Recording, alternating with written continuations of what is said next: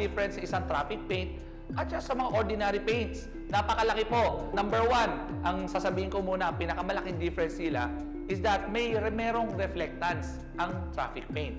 So, ano ba ang reflectance? Basically, ang mga traffic paint ay meron silang mga glass beads para magkaroon ng reflectance value. Ayan. So, kaya di ba minsan pag madilim, walang ilaw, tapos may headlight, may makikita kang parang medyo makintab na nagre-reflect na light sa paint dahil may glass beads po yun. Ang tawag doon ay reflectance value.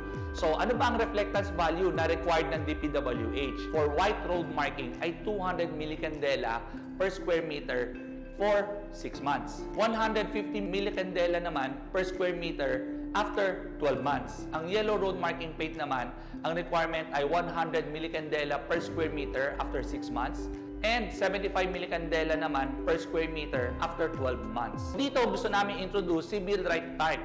So meaning yung TARC ay meaning Traffic Acrylic Reflectorized Coating.